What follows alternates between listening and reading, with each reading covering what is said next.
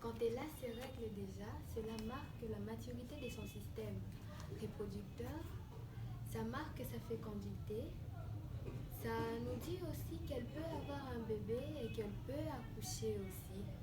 Et dès lors, dès que ça commence, ça veut dire que chaque mois il y aura un cycle parce qu'on l'appelle cycle parce que c'est quelque chose qui va et revient et vient et vient, un peu comme un cercle. Donc ça va revenir dès que ça commence, ça revient l'autre mois, ça revient l'autre mois, ça revient l'autre mois, jusqu'à s'arrêter pendant la période de la ménopause. Et c'est là, j'espère que ça va revenir si au moins elle n'est pas enceinte.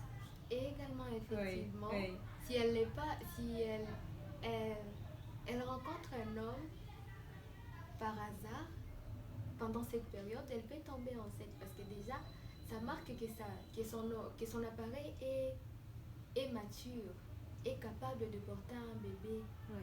que ses ovules sont déjà grands et prêts à être fécondés aussi. Ah, ok. Et à devenir embryon et ensuite bébé et continuer sa maturation même à l'extérieur et devenir une personne Ok, après. d'accord. Ouais. Et alors la question qui va suivre, parce que je sais que c'était une question pour plusieurs femmes, étant que le corps de la femme, pour moi, ça ne peut pas être comme chez toi.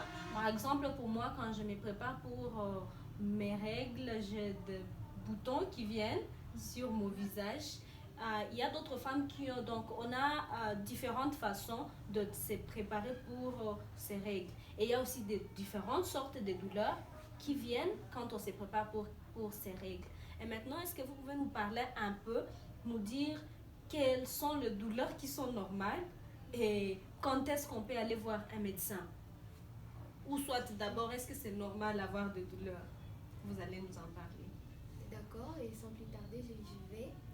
Donc, oui, il y a des signes annonciateurs de la menstruation.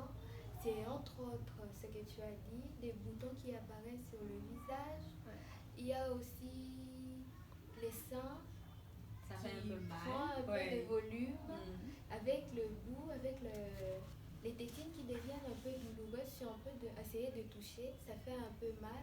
Tout ça, ça annonce qu'il y a eu ovulation et qu'il y aura des règles qui sont en train de se préparer.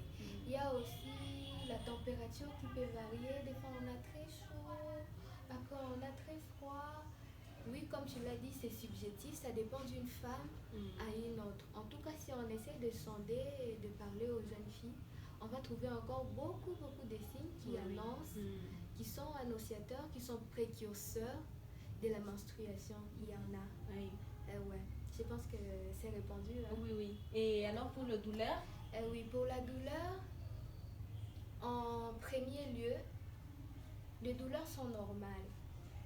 C'est normal parce que si on peut essayer d'entrer dans la logique et entrer dans ce que l'utérus subit chaque mois, on va se rendre compte que ça doit faire mal.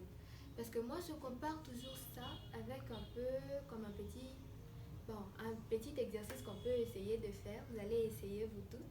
Vous essayez de mettre sur votre main, là, qu'il y a deux poils, un sparadrap ou un scotch. Et après, quand ça tient bien, il faut essayer de retirer. Vous allez sentir que ça fait Ça mal. va faire mal, oui. Comme je vous ai dit avant, il y a une couche superficielle de l'utérus et c'est elle qui se détruit chaque mois. Donc, quand il y a ovulation, d'abord l'ovulation, je ne sais pas si vous savez ce que c'est. L'ovulation, c'est la libération